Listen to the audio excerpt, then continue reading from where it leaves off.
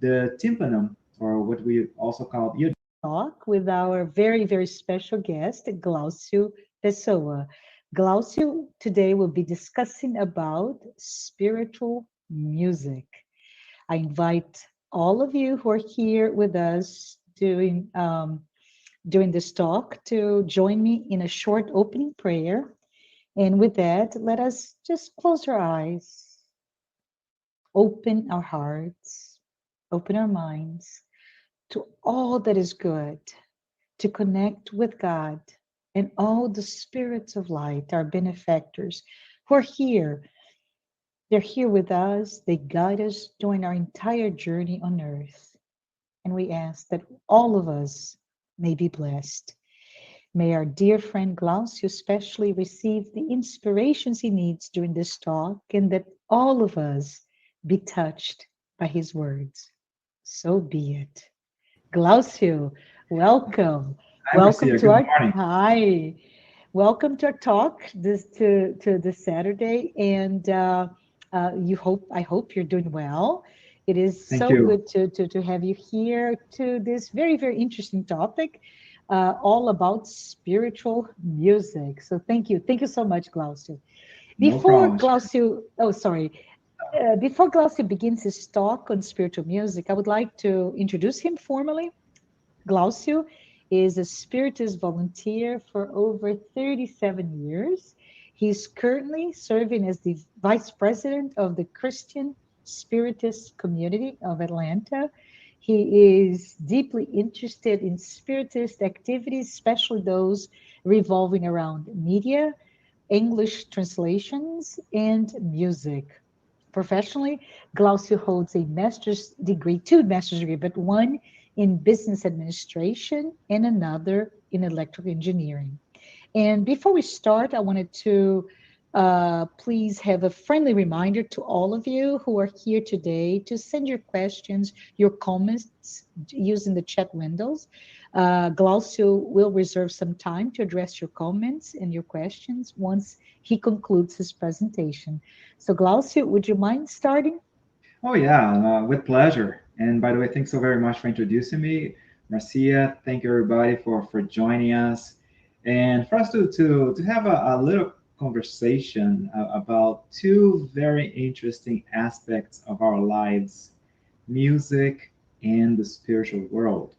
And the interesting thing about both is that both are such an enormous part of our day-to-day activities, both as incarnate spirits and immortal souls as well.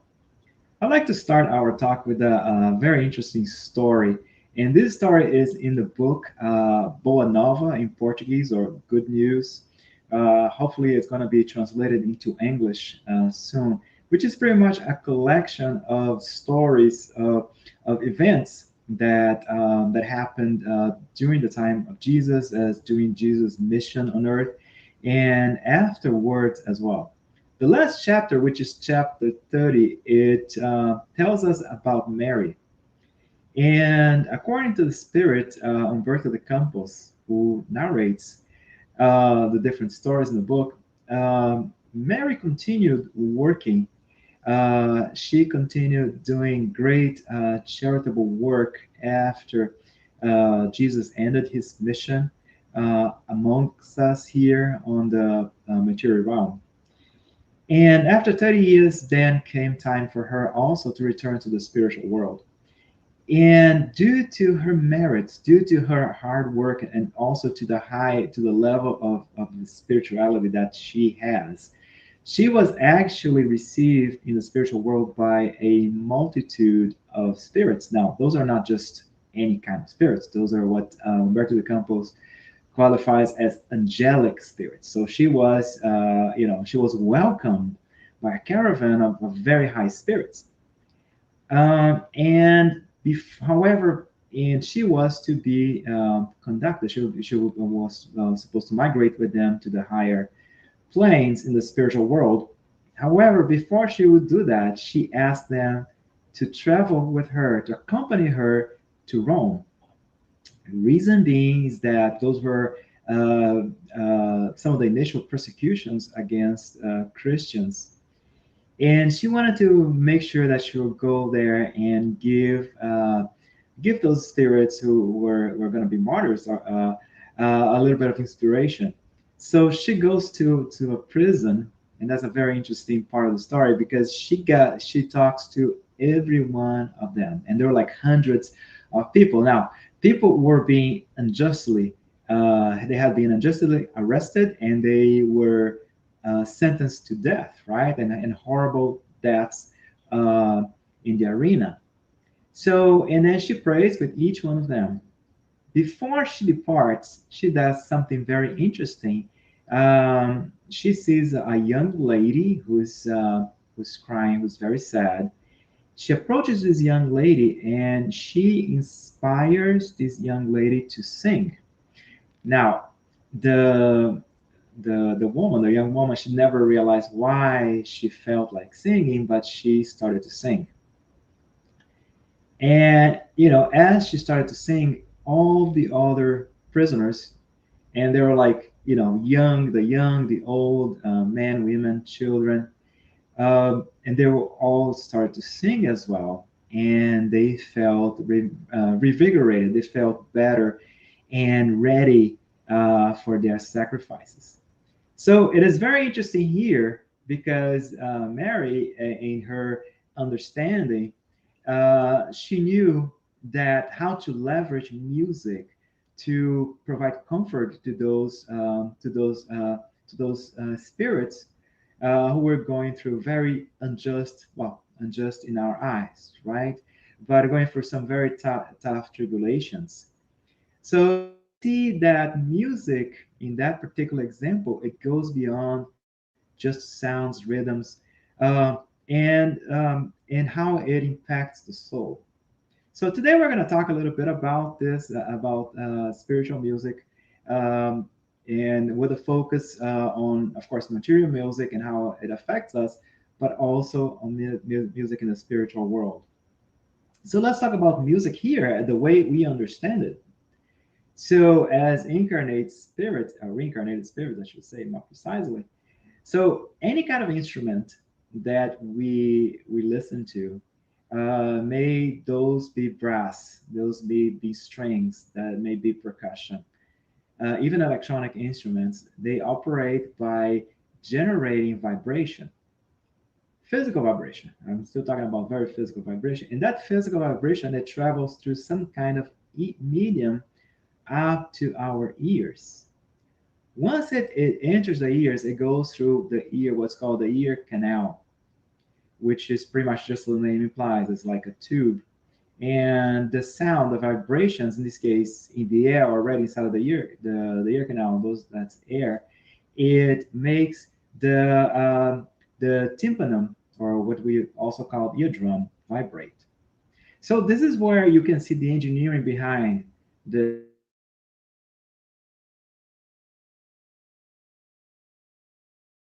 there are three small.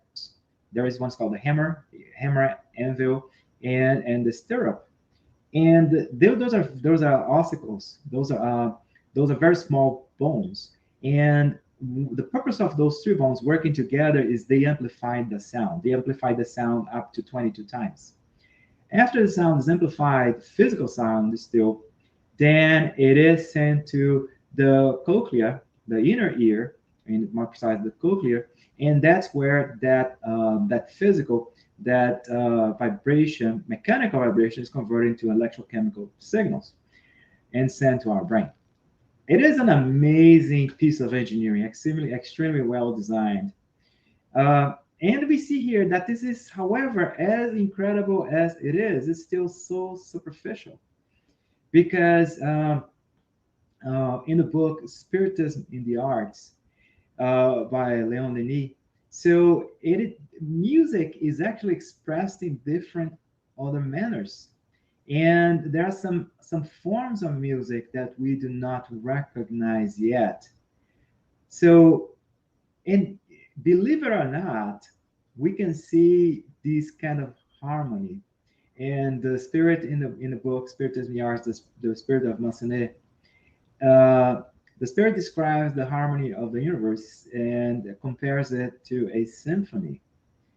So there's this whole symphony, this whole harmony in the universe. We can see how everything ties together. We see galaxies, enormous galaxies, and with billions of stars, and there's perfect harmony in that in the whole set.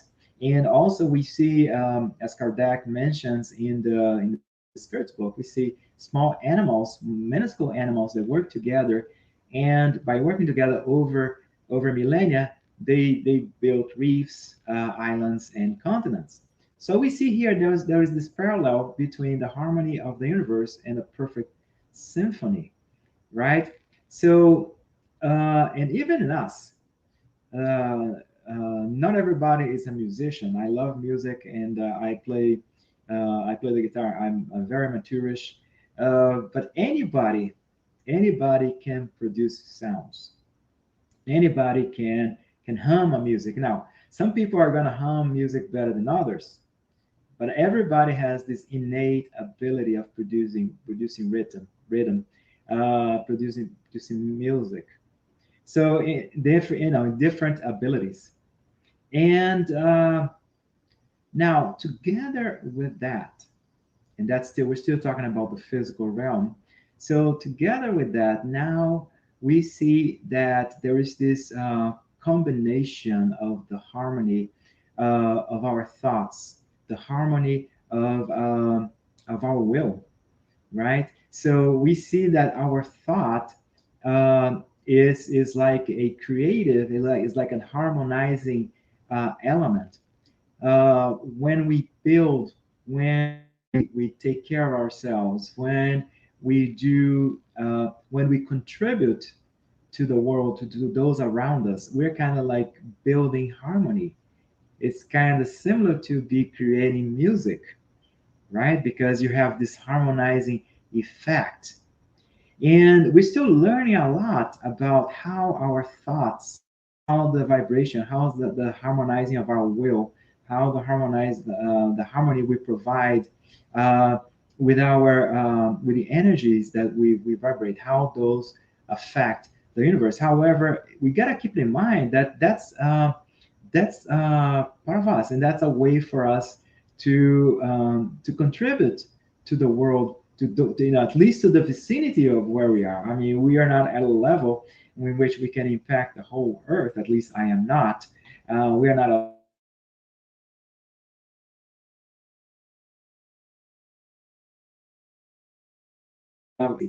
but this music, this harmony that we produce with our minds, with our thoughts. This is part of this great symphony as well that we're still getting to understand. This music of the universe that gets into our lives in and out in such a way that we just don't perceive. And we see it's kind of like this creative thought that we have. It's can work in both realms. It can both work here, like I mentioned, how we can be constructive uh, in the physical realm, um, and also how it can also contribute again to the harmony and to the well-being, emotional and spiritual of our surroundings. So always, always for us to think how our thoughts, how we perceive, our attitude, it's kind of like, again, it's kind of like this music that we have. Always perceive that, we're like producing music, even though none of us can necessarily play instruments, but we're producing this harmony and these vibrations that we are spreading out all around us. Interestingly enough, Plato mentioned something very, very interesting and very pertinent. He mentioned that music is a moral law. It gives a soul to the universe, wings to the mind, flight to the imagination, a charm to sadness, and life to everything. So this is, you see, he's not, that was way before the Spirits book, and we're going to be talking about the Spirits, an excerpt from the Spirits book a little bit later. But he's already saying that, hey, music is a moral law. It's something that brings morality. It brings, gives a soul to the universe, gives a soul to everything around us, wings to our minds. It frees up our minds.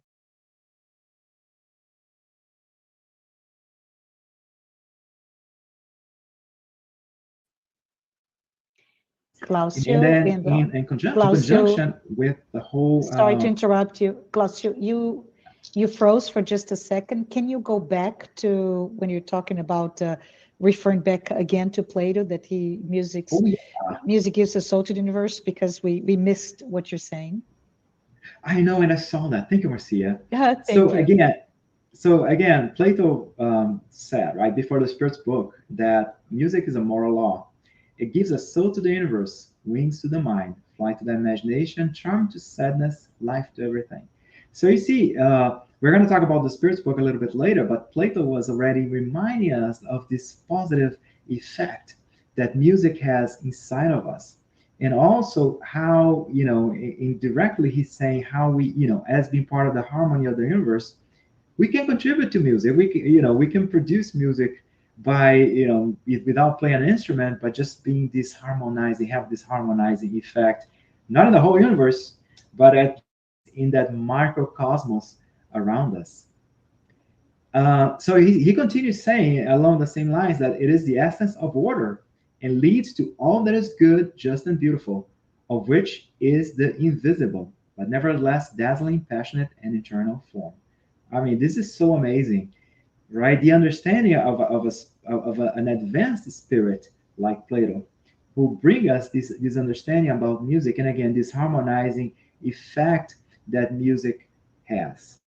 And see that we see that how music can get us closer to the divine, just like in the story that is in the book mentioned, narrated, I should say, in the book Good Boa Nova, Good News. See the story about Mary and how she was able to help the early Christians with music, singing, right?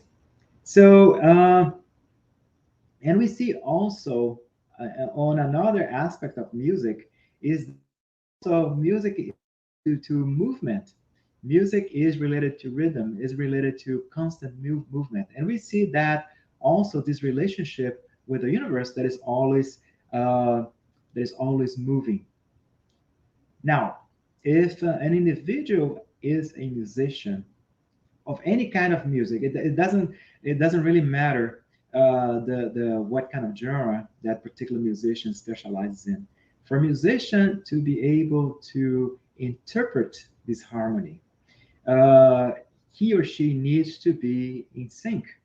He or she needs to be in sync with this harmony of the universe, to be in sync with the higher vibrations from the spiritual world. Again, independent of the kind of music, we see beautiful music, classical music. Of course, classical music is the most sublime you can listen to. However, any kind of music, be it jazz, be it pop, any kind of music, any kind of musician can tap into this harmony and translate it, as long as that musician is in sync. And conversely, we see music that is very mundane, right? We see very spiritual music, and we see very mundane. And why is it that we see music that is so mundane?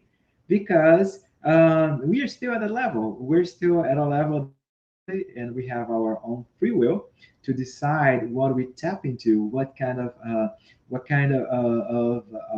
we going to be tapping into this harmony of the universe or not, or are we going to be tapping into the day-to-day problems that we face. So we see, for the most part, mundane music.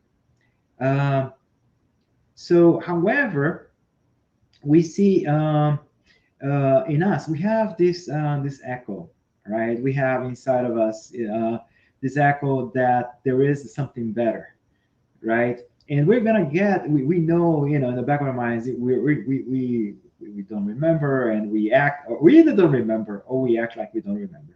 That we're immortal souls, and there's a life after this. There's in the more harmonious life. So music also reminds us of that. Music has this potential to tie us to this other reality, right? This other reality. There's some beautiful pieces of music.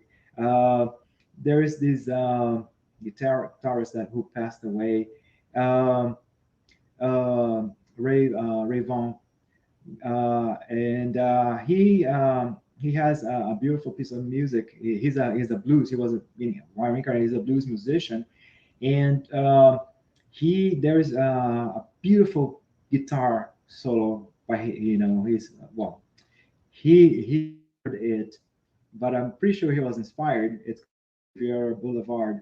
Those who are listening know about it. They know what I'm talking about. Those who have not listened, please check it out. Riviera Boulevard. It's an amazing guitar solo, and the first time I listened to that guitar solo, I was like, I had never heard anything, nobody like that. Meaning, what I mean is that this is not music, this is not conventional music. This must have come from a spiritual world, the spiritual world. And I was reading an interview with him, and he did mention that he felt inspired. It was like one moment inspiration. He didn't quite remember exactly just how he felt inspired, and he said he's not he's not like a spiritist or a Christian musician. He's a blues musician, and he says, I feel like I am praying as I play this guitar solo. So we see here this capacity that we have to protect, to through music, to remind ourselves and others that there is something other, there's something better. And music has an immense message. Music has this potential message that goes beyond words. In the book, The Messengers by the spirit Andrea Lewis, in chapter 32, he has a very interesting narrative. There is another spirit, they were in a room, and another spirit playing keyboard. And she was playing this amazing, this beautiful tune on the keyboard, and that brought what he described as this divine harmony, and that would go straight to the heart. And all of a sudden, he notes something that was unexpected. He heard, and he actually says uh, he was astonished because he starts to feel, even though the spirit, her name is Malia, she was not singing, uh, or she was not producing what would be classified as sounds. The music had a prayer. So it was like, as you're listening to the music was a vehicle for a prayer, right? And it was like, so it was kind of like, he says, the melody was impregnated with these words, with this verbiage, which was silent, at the same time silent, and and engaging, and constructive. It was something that was like, even though it was a silent music, they could feel it, but it was something very positive, something that was very constructive. So this is a very, this is the Messengers, the second book in the series by Andrea Lewis. Very interesting story. I love the series, the 16 books by Andrea Lewis. But definitely, the Messengers is one that I would recommend. So as we progress, right, as we become more spiritualized, then we detach ourselves with this kind of music that is very mundane, that talks about our problems, talks about any kind of very physical.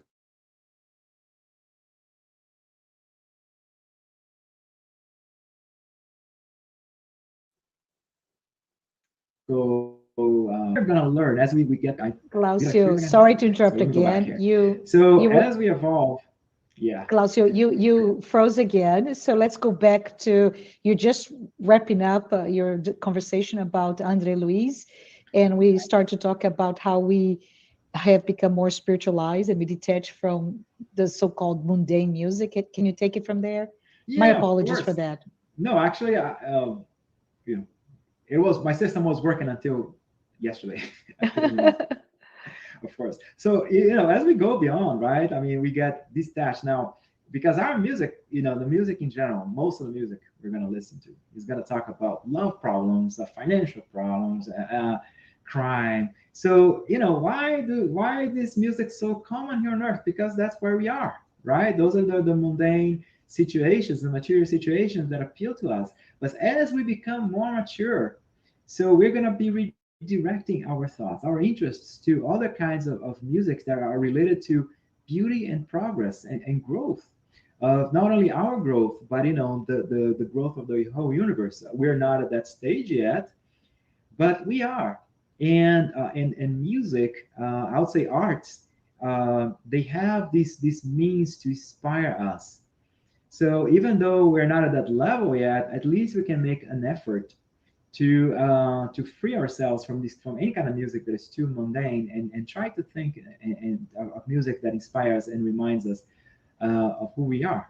Spirit, immaterial, eternal spirits who have a lot to grow, and there's a whole universe there out there. Literally speaking, there's a whole universe for us, and so much room for us to grow. So these harmonious law is all over creation, and all the beings in the that in the universe, they are impacted, from the most infamous, not most infamous, but the tiniest creatures to the highest, the most elevated spirits. They all somehow impacted by this music. And the music has also, as such, we talked about music as a harmonizing, with a harmonizing effect on us, and as such, it brings us health. It is a great helper for health. And there is a very interesting passage here that, believe it or not, is from the Old Testament. It's from Samuel, chapter 16, verse 23. And it came to pass, when the evil spirit from God was upon Saul, Saul was the king, that David took a harp and played with his hand. So Saul was refreshed and was well, and the evil spirit departed from him. This whole passage, the whole story behind this passage is quite interesting. It grants a lecture by itself, because there's a whole interpretation of why. And it's funny because this was not written by a spiritist, believer, but it's talking about evil spirit, right? An evil spirit sent from God, which is quite interesting. God would not send an evil spirit. And again, this is we attract our evil spirits by our own actions. But I mean, again, this passage by itself grants a lecture. But the most important thing here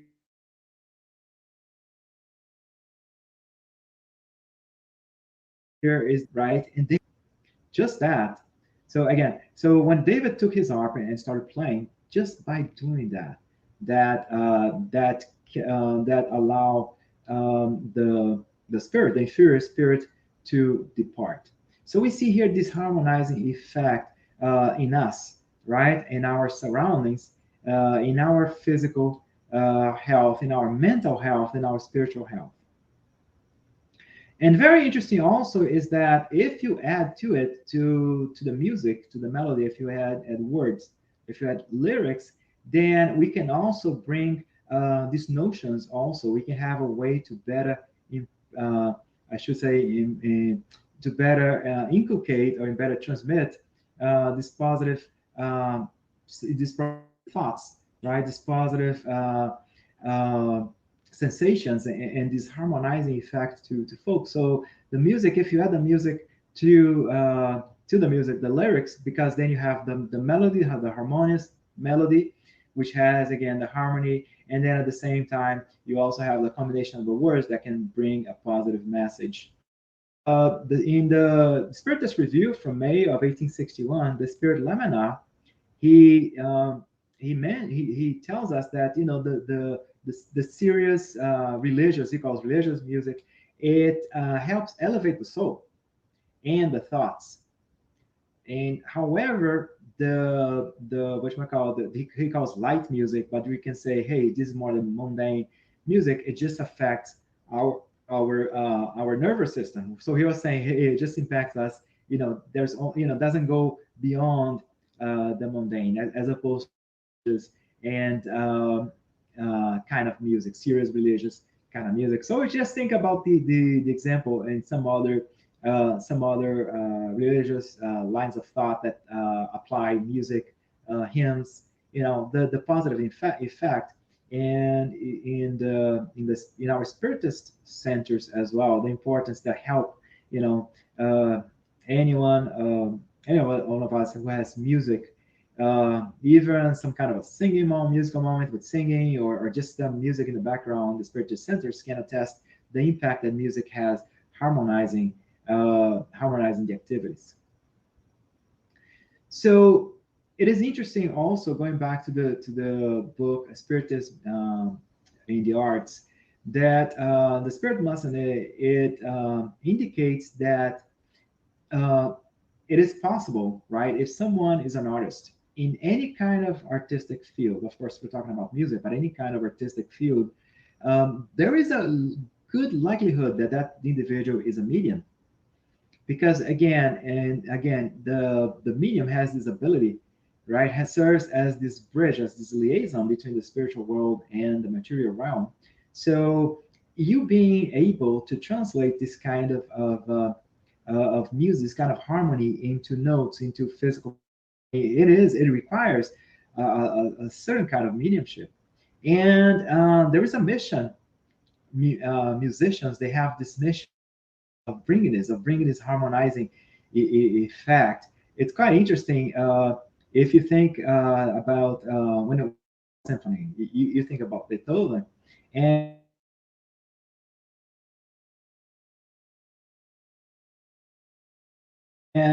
before him,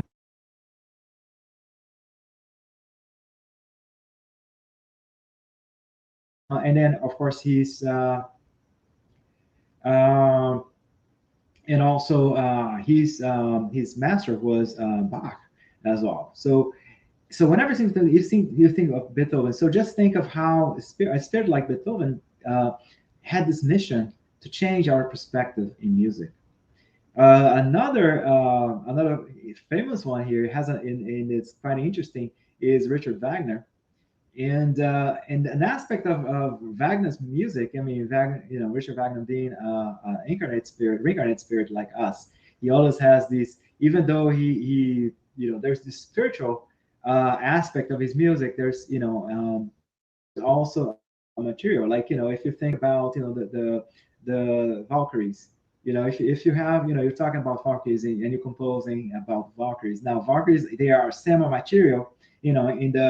In the mythology, in the Celtic mythology, Valkyries, they are semi-material, semi-material, like semi-spiritual beings, right? But they dress up in armor. So you think there's this spiritual side, but it still is tied up to a material aspect. So again, it's an aspect.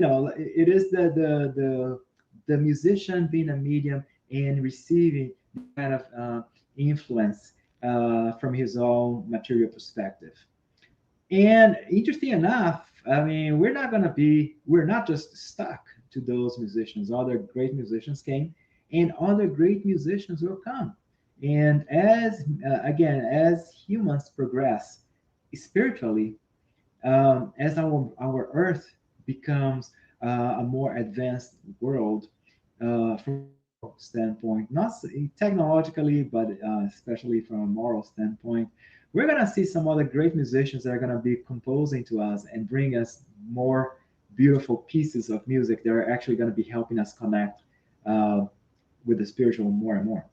funny that I spent 35 minutes talking about music, and it's spiritual music with a physical focus. Now we're going to talk about music in the spiritual world. And of course, I cannot kick off this conversation without referring to the Spirit's book, question 251. And this is how it reads, the question: Are spirits sensitive to music? So he's talking about spirits in general, incarnate and disincarnate. Uh, the answer, it relates a whole lot more to disincarnate spirits, because this is how the spirits explain it to us. Are you talking about the music created on earth? What is it in comparison to the celestial music, which is of a harmony that has no comparison on earth? Comparing the two is like comparing the wail of a savage to the sweetest melody. Lower spirits may enjoy your music because they are not yet able to appreciate anything more sublime. Music is an endless source of pleasure for spirits due to the impressive development of their sensitive qualities. This, of course, is in regard to celestial music, which is the spiritual, of which the spiritual imagination can conceive nothing more divinely sweet. So it's very interesting here that the spirits are explaining to us that, are you referring to music? Are you referring to your music? Right? And what is it compared to? And the spirits did not mention spiritual music. They talk about celestial music. They talk about music of the stars, and that has this amazing harmony. There's no comparison on earth. So it's like, comparing the wail of a savage to the sweetest melody. So we see here that the spirits, they say, yeah, music, you appreciate music here on earth. However, there is other music. There is more advanced music. There is this celestial music, and I'll go back to it in a little bit later. So there's this celestial music that is so incredible. Of course, us being at the level that we are, we enjoy our precarious music, but there is so much more. So, but going back to also to the whole description of the process of how we perceive sounds on Earth, our sound is created by very rudimentary instruments. Just think about, if you play a guitar is a piece of wood with 6 strings, right? And a musician does what he or she can to produce the best melody with that limited contraption. So now in the spiritual world, you have other of the means of producing music beyond matter. So how does that work, right? So basically, as we've been studying, spirits, all of us, right? Spirits, incarnate, disincarnate, we produce radiation. We radiate, right? Sometimes people say, hey, vibrations or radiation, right? Whatever, how you want to call it, how you feel more comfortable with that, with the term. So, but just like anything else, there's different qualities. The same way that there's different qualities, there's different qualities on different levels of quality of the music that you can produce. There's different qualities, different gradations in the quality of this particular radiation, depending on the evolution of the being. So, of course, the more materialized we are, then these radiations are going to be weaker and almost imperceptible at the spiritual realm. Now, evolved spirits, they produce a very interesting kind of vibration that is, they are powerful, meaning that they can travel through great distances, right? However, they're also very harmonious. They're very delicate. They're very subtle. So it's kind of like, they are very powerful, but at the same time, they have this soothing effect. So it's kind of like if you compare somebody playing a top violin to somebody playing a toy violin, the quality of the sound is pretty much, that's a good comparison to see spirits, materialized spirits like us compared to higher spirits in the kind of spiritual music they can produce. And just like anything else, right? For a spirit to be able to to tune in, right? That's actually the correct term. Just like in a radio, you have to be set to the proper frequency or range of frequencies to tune into a particular radio station. So it is very similar as well. You have to be in resonance. You have to resonate with that frequency. Let's say for a radio station, for you to be able to listen to it. The same way a spirit needs to be in symphony. He needs to also in tune. He needs to resonate to be able to feel those those vibrations, that energy, that radiation. However, um, it is a sensation very different. It is very different for spirits. The kind of sensation that they feel is not just a sensation of pleasure that we feel when we're listening to music here. It is like an emotional, a lot more emotional, almost like ecstatic sensation. And there's this more. It's very interesting the way it is described. Again, in the spiritism and the arts, that it is like a moral sensation. It is very, to us, it's kind of hard for us for me to perceive, music having this music, this spiritual music having uh, this moral sensation, like this sensation of moral well-being in a spirit. And while we're talking about spiritism in the arts, so the spirit Massenet, and by the way, Massenet was a composer in the 19th century. And he came back in the book Spiritism in the Arts. There are two spirits who communicate. There is one spirit whose name is Estet, and that spirit, he talks about sculpture and painting. And there's the spirit Massenet, who talks about music and poetry. If you folks allow me to make a plug, if you have not read Spirit Arts, it is amazing. Of course, everything by Leon is great. Um, but the Spiritism in the Arts brings this perspective of art that goes beyond the physical and how. So going back here to Spiritism in the Arts, again, the Spirit Massenet, he mentions something interesting, that in the spiritual world, the spirits not only besides these vibrations, also there is a color effect as well. So spirits also perceive music as color. So it's very interesting, and depending on the kind of emotions that music will bring, there's a different color that's going to be also. So it is also interesting for us to see this other characteristic of music that goes beyond our physical eye, our physical ears, right? And of course, physical eyes and physical perceptions. So he mentions that, like for instance, a blue, right?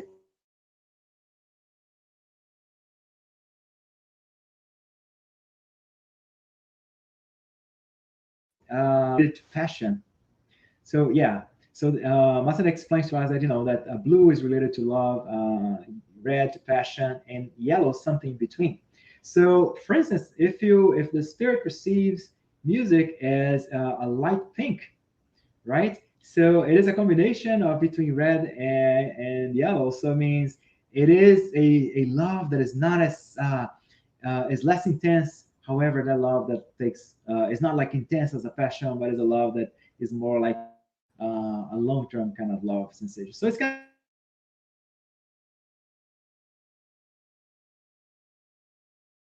of that these colors, it's really interesting for us to see that these colors, as the spirits perceive them, they provide us feelings and sensations that we know of, but there are some other ones that we still do not perceive. So there is this different way to look at music. In the Spiritist Review of May of 1859, there's a short but very interesting interview with the Spirit Mozart, and of course the question to him was, it was the fifth item in that interview. It's a very short interview. I believe there are only 8 items, 8 questions, and the fifth question to him was, of course, to talk to Mozart, the spirit, you're going to talk about music. So they ask, can the music in the world where you live compare to ours? Okay, so can the music in the spiritual world compare to ours? And he's saying, you would have difficulty understanding it. We enjoy senses that you still don't have. Okay, so it is hard for us to compare our music on earth to the music in the spiritual world because we lack these senses. You know, we lack this way to perceive these additional, again, these other means to perceive music. In the next question, question number 6 is, we were told that there is a natural universal harmony in your world that we do not know here. Again, talking about the spiritual world. And Mozart explains, it is true. You create music on earth. Here, the whole nature produces melodious sounds.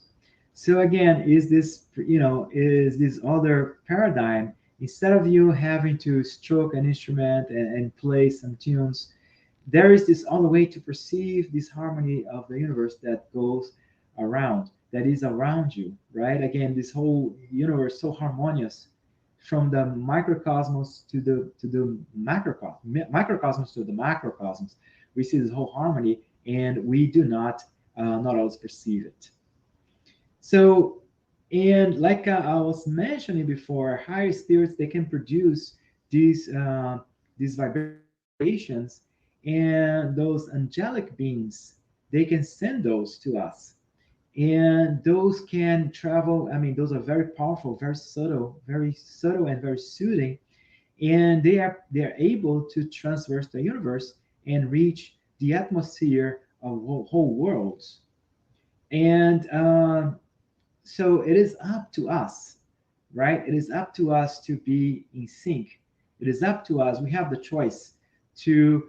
We have our free will to decide. Okay, am I going to be absorbing? I'm going to be in touch with this incredible music, right? These incredible vibrations that is coming from higher up, way high spirits that are reaching Earth, or am I going to close myself to them? And the AC, even there, we have our free will. So in the next 12 minutes, I have I'll start concluding our talk here. And again, I'll be open for us to questions and have a discussion a little bit later. But let me just finalize here. So we see here that, so in Spiritism, we're just not, as Spiritists, we know this is not just one life, right? We have different shots at something that's called life, and that allows us to grow. And as we grow, we open our doors, the doors of our mind, of our spiritual mind, to a knowledge that is more encompassing. And as that our intelligence expands, because we both evolve both morally and intellectually, then we can have a better understanding of what's beautiful. And eventually, we're going to be able to capture, to perceive this incredible music in the universe that is still escapes us. So the geniuses, the so-called geniuses, going back to spirits who are composers, the genius of music, they have been able to experience a little bit of that kind of that special music. We see here again in the Spiritist Review of 1868, there is the spirit, the composer Rossini, as a spirit. So he makes a very, he's an incredible composer, incredible classical composer.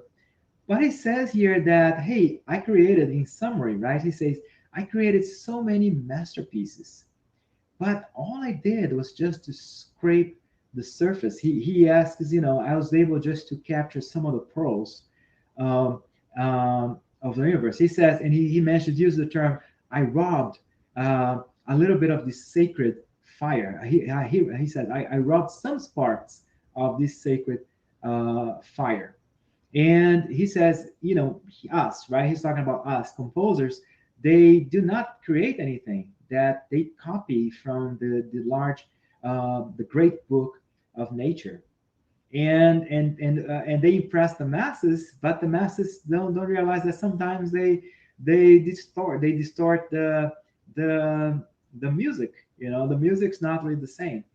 So it is hard. Again, he's saying that our brains are still unable to capture, especially as incarnate, all the different variations of music.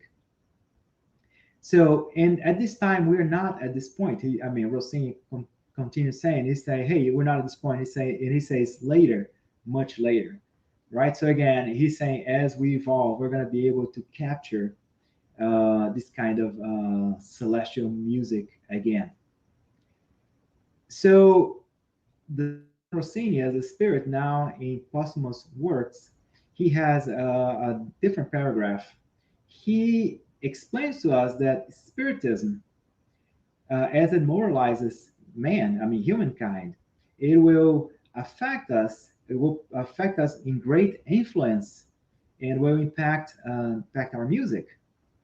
So it's saying, talking about spiritism, and pretty much the by spiritism here, the knowledge of a life after death, knowledge that life goes on, that there's a spiritual world. So this type of understanding, so it is going to produce composers, right? That will communicate their virtues through this music, right? So it's kind of interesting that if you think of Rossini, if you think people like Rossini, like Beethoven that we mentioned before, Richard Wagner, we think those people are virtuosos, like Mozart as well. Those spirits are virtuosos, but he's saying no. Whatever music, whatever great composers, they were great. They, like he mentioned before, they were able to just get a little spark of this sacred fire, just a little bit of spark of the music of the universe. But they're going to be actually virtuosos. The virtuosos are still coming, and there's going to be these virtuosos notion about the spiritual realm and how to better translate that music. Now, on the other side, on the other hand, also the listeners, they're going to be prepared by spiritism. And again, spiritism being the knowledge about the spiritual world, the understanding. They are also going to perceive better this harmony. So they're going to be better prepared and better in tune to enjoy it, not only listen, but enjoy this serious type of music, this more spiritual type of music. And they're going to forget about this frivolous music that we see every day and that are so common among the masses. So everything that we talked about here shows us a different perspective of music, and that's spiritism. As a spiritism, I can speak as a spiritist. So we see here that the importance of the music that is not just sound, the importance of the music that brings us a message, be that message as part of the lyric, be a part of the melody. There's something that is going that can be used to either help us elevate us, help us connect to the spiritual world. And so we gotta, I'll say all of us, right? We have to be selective in what kind of music is being we are listening to, what kind of music we're enjoying. And I should say arts, right? What kind of arts am I enjoying? Am I in tune with a kind of art that is very mundane?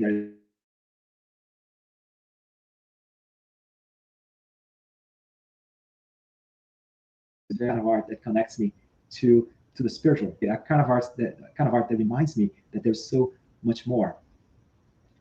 So it's important for us to think, that the importance that music has for us to revigorate us and to provide us some strength in our struggles, and that help us connect ourselves to the spiritual world. And I have 5 more minutes. I'd like to make two additional comments. Just for us also, we talked about the harmony of the universe. So our lives are like symphonies. There is a harmony in our lives that we gotta think of. There is the music that is being played in the whole universe. The whole universe has all these incredible, amazing laws. We understand very few of them, and those laws, they dictate the way galaxies work, but also they dictate on us as well. So let's try to recognize the music in our lives. Meaning, and what I say by that is the harmony of everything that happens. Like the old anecdote about King Solomon about the ring, right? He asks for a ring that will remind him of good times and bad times, and pretty much the ring, the goldsmith produced a ring for him that read, "These two shall pass." So, both the good times and the hard times, they shall pass, because that's how way we are here on earth. But it's important for us to think of this harmony in our lives as we're going through the best of times, great of times. Think, hey, this whole harmony. Of course, when I'm feeling good, I feel, oh my God, I'm harmonious, right? But also for us to realize that when things don't go so well, when we feel that, hey, I'm either hitting rock bottom, or I'm going to hit rock bottom. That's how things are. Let's not forget there is also some kind of a music. There is a symphony that's playing in my life, and how if I recognize this, trying to, not, it's going to be impossible most of the times for me to read the partiture, but at least recognize, hey, there's a master plan. There's a partiture that has been played, and I gotta follow the music and try to enjoy as much and recognize, the presence of God in my life, both good times and bad times, again, in this great harmony. Wow, that's all I had here planned, but let's open up for discussions and talk about uh, whatever everybody has in mind. Oh, Marcia, I cannot hear you, Marcia. I don't know if it's just me. You're right. Thank you. But I want to say thank you. Thank you so much. As you know, I moved to Nashville, a music city, about 4 months ago. And indeed, music is everywhere, every street. But there's definitely a very mundane type of music. So very interesting to understand music, spiritual music, our own mundane music, but most important, the call to action to understand how we are playing the symphony in our lives. So thank you for that. Such an enlightening discussion. I really appreciate. I want to tell everyone that we're open for comments and questions. So please send your questions so that Glaucio can talk to them. Kind of curious about what's coming up. Yes. So the first one, and I may have to put my glasses on, so sorry.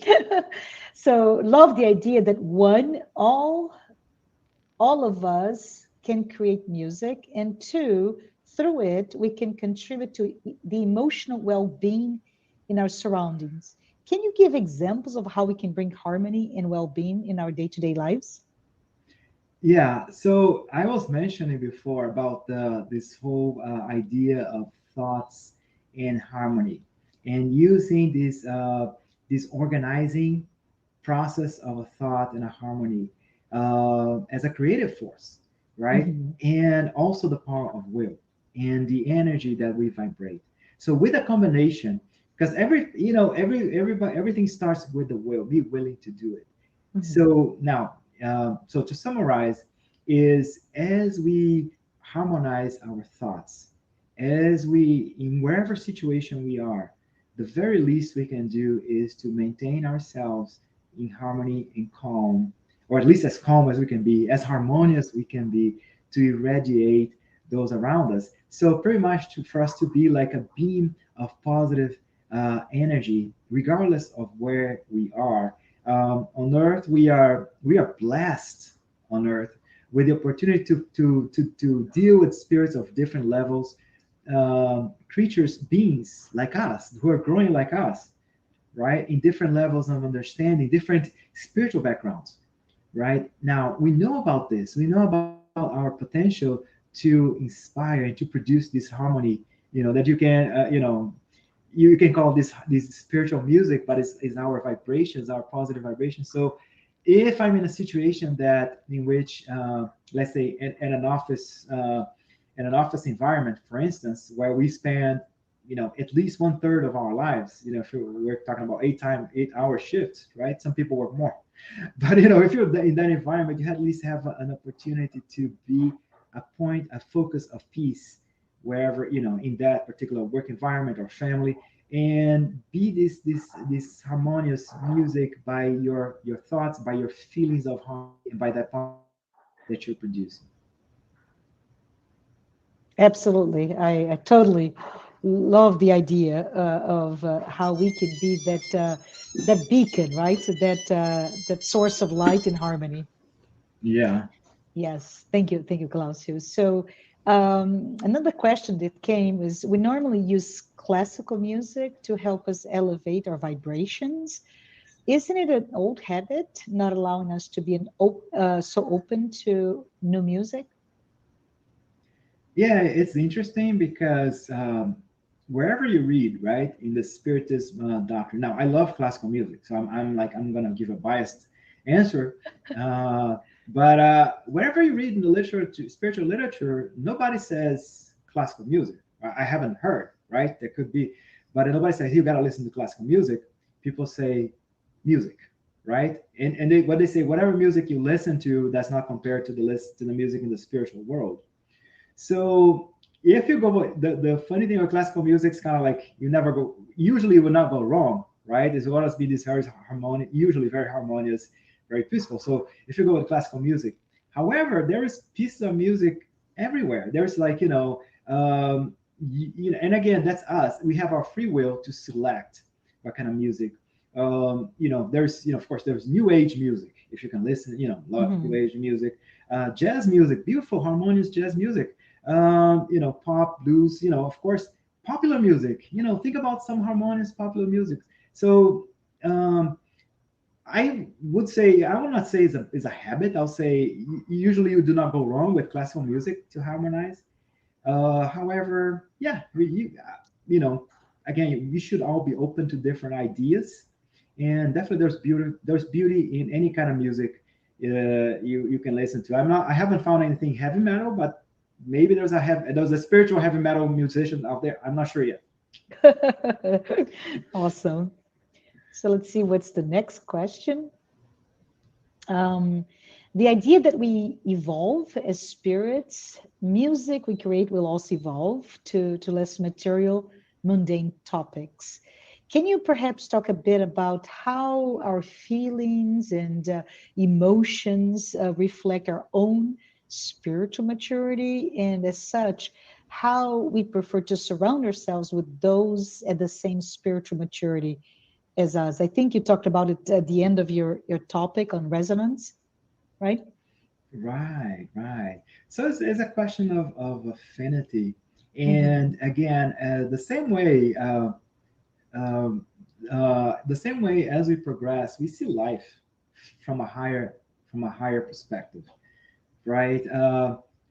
These petty, our problems. I mean, to us, our problems here on Earth, they're big problems. But as we get more evolved, as we get morally, intellectually, uh, uh, more perfected, then we have a different perspective, and we can see sometimes a situation that apparently is very serious from a mundane standpoint, as something that is, that's just a passing phase, right?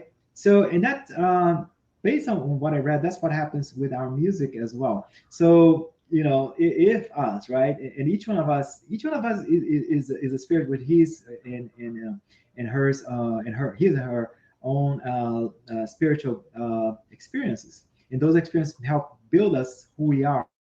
Believe it or not, we're the best version. We are the best. We're like the version 3.0 or 4.0 of whatever we were before, right? So, and as we evolve, we start to focus less. So sometimes you see, sometimes we have opportunity just to, if you flip through the radio stations, you're gonna see music that talks about very bad things, right? There's music that's, literally, that talks about below mundane things, Hmm. right? It talks about, use of drugs, excess money. Again, people, we have our free will to check, to select whatever music we like. We see music that talks about love, right? We see music that talks about very ephemeral love, and then we see music that talks about love that lasts forever, Yeah. right? And there is a composer in Brazil, not a musician in Brazil. He's a spiritist. His name is Nando Cordel, and all most Brazilians would know Nando Cordel from our, from Marcia and my. No, he's not. He's from our region, not from our state, but in Brazil. But it is funny that he's a spiritist, and his music is all about love. And he was here talking about whole story of how he became a spiritist. It was like a comparison between his music and his journey as a musician, as a journey as a spiritist as well.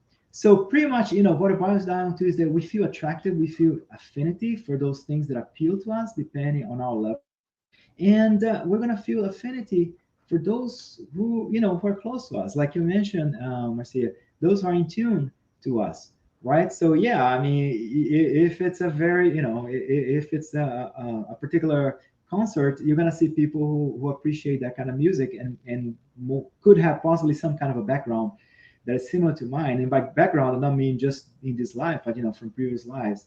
So I mean, it all boils down again to our level of understanding, how we expand our minds, and affinity as well. Absolutely. Absolutely. Love the reference to Nando Cordel specifically, and his own journey, understanding spiritism, his own understanding of it, but also how it's translated into music. So absolutely. Let's see if we have another one. Another question that we have is, a music genius would have to reincarnate without their music abilities in order to evolve in other areas. Is this correct? Can you comment? I mean, as our progress involves us not only just focusing in one area. So if you're a music genius, that means that you are so good at it, right? You're like you're like beyond the master. So two things, right? Definitely, even though he's a genius here by our earthly standards, that spirit will have an opportunity to continue. Again, our music still very. If a spirit as a genius as reincarnated here amongst us, that means that he can perceive this music better than us, but that he is like at the top of his game as far as the music it can get, as music can be, like Rossini was mentioning. So it is possible that the spirit can be reincarnate again in this planet, or maybe have an opportunity to go to different planets to continue advancing on that. However, our evolution is not focused. It's not like, when you go to school and you go through progress through school and then you decide to go beyond, you go to graduate school and be, and get a PhD or a doctorate in one area. You become so specialized in that area, right? That you learn a lot. You become the subject matter expert in one field, right? So our evolution is not like that. We're going to all become, subject matter experts in different fields. So it is possible that the spirit would come back in a different, he may ask, right? We all, he might ask to come in and to evolve in some other aspects. I dare say this is Glaucio's opinion, that just like in anything else in life, however, just like anything else in life, and this is my opinion, this is me speaking. So whatever we learn in one field helps us in other fields as well, right? There's a connection, believe it or not, there's a connection between music and math. The way for instance, on a guitar, the way the strings are set up, the notes are set up, there's a mathematical logic behind it. You can actually come up with a mathematical model for the waves, for the notes, and for the melody. So it's possible that a musician may come and learn about mathematics, and he's gonna get some of that learning from mathematics, from music, and help him with mathematics. And that can be with anything. Maybe a mathematician now wants to learn about music, right? So it's kind of like, I mean, this is me expressing my opinion, but I'll say it is possible. I mean, we'll have to evolve in different fields as well. But my personal opinion, this is personal opinion, is that whatever you learn from one experience, from one field, you can apply and help you grow. Absolutely. The idea that we are immortal souls, right? So it's awesome. So Mark Carlos, hi Mark, thank you for the question. He mentioned that your thoughts as to the challenges of low energies and low morality in much of today's popular music and artists, for example, rap and heavy metal. How best to communicate to young people, for example, the negative aspect of this music? Any thoughts? So I have two thoughts, right? So as parents, and as parents, as mentors, somehow, even if we're not parents, we're somehow mentors directly or indirectly of the young. And our example is always best, right? So by us, you know, exposing them to different kinds of music, for them to expand them, expose them to different options of music, it helps them see different, uh, see that there's no just not rap or heavy metal. So showing that, hey, there are other alternatives, and those alternatives are neat, right? And are very fulfilling. Now, what I learned as a parent is that whatever you tell your kids, they're going to do the opposite. So if you keep telling your kids, hey, don't listen to rap, don't listen to heavy metal, what's going to happen? They're going to listen to the heaviest metal, and the rap with the most explicit lyrics. I mean, that's part of a spirit going through that process of adolescence goes through, is that process of independence, right? So I mean, sometimes exposing and talking to them and making them think, right? And say, hey, this song talks about drug usage, but this is not something that that is very constructive, or that heavy metal song is talking about death. And so pretty much, having this conversation and be patient, because yeah, if you tell them don't do something, they're going to do it. And uh, we're immortal souls, right? So whatever seeds, as parents, or as mentors, or in whatever position we are, there's always somebody that's looking up to you. There's somebody always observing, and children and teenagers, they're always observing us more than we perceive. So again, having producing a positive message, showing the positive of the world, the positive music, the positive message in everything, especially of our actions. And again, we're all immortal spirits, like we were discussing just now, right, Marcia? So if we think that, hey, oh my God, I failed as a parent, I failed as a mentor, I failed as a big brother or big sister, just remember that we're all immortal souls, that we're all learning, and that spirit that I try to help in whatever position I have, whatever seeds, whatever positive seeds we plant in them, be them good music, be them the good attitude, be them morality, everything's going to sprout, if not in this life, but in a future opportunity. Absolutely. Great thoughts on that. I think that we only have time for this last question, Glaucio. So the question here is, the book by Leon Denis inspires us to think about color theory or color combination, and how music can touch this multitude of emotions we feel.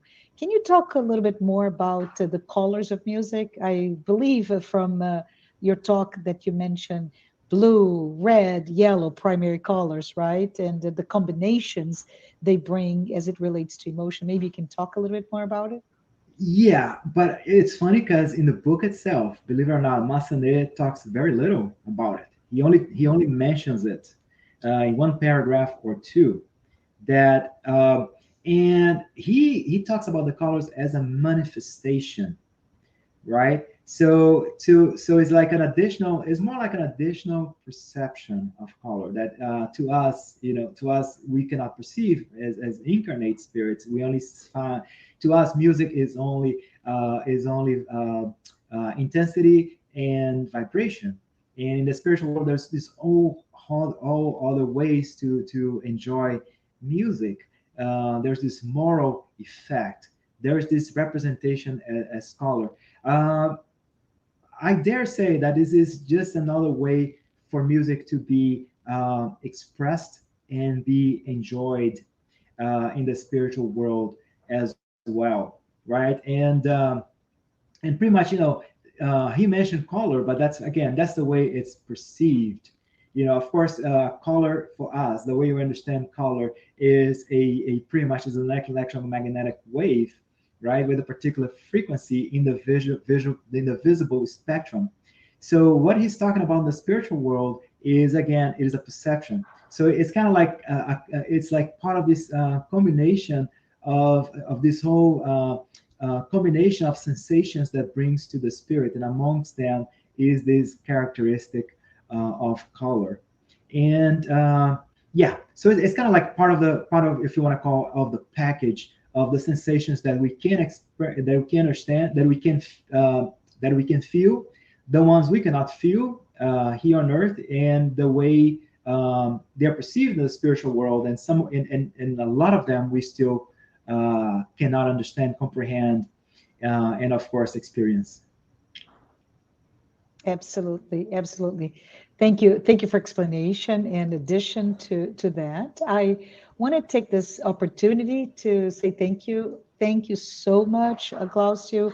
And as we come to the end of our talk today, I want to say thank you everyone who were able to be here with us today watching this live talk, and also those who have been following us on a weekly basis. Please note that every Saturday, which is September 4th, 11 a.m. Eastern Time, please don't miss our own Daniel Santos, Oh who will yeah, be speaking awesome. on the topic, the necessity of labor, just before Labor Day week. Glaucio, I would like for you, if you don't mind, to please close our talk today with a prayer. Oh, thank you, but absolutely. Thank you. Thank you, Lord, for the opportunity for us to be here amongst friends and have a conversation about music, but especially to have a conversation of everything, all the phenomena, everything that surrounds us. There's so much that we still don't understand, so much that we still cannot perceive, but everything is so harmonious in your universe. Everything's so harmonious in our lives and promotes growth. Open our eyes, open our eyes for the music in our lives. Open our eyes for the music in our tribulations. Open our eyes for the music that others bring to us.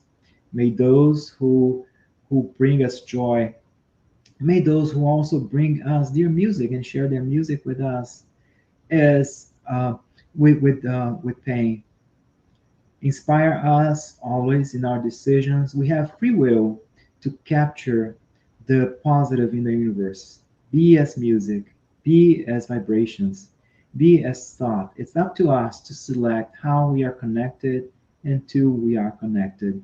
May we be the strength to reach out to you always, and to reach out to the spirit, to the higher spirits always. May your peace be with us, bless us, and guide us. So be it.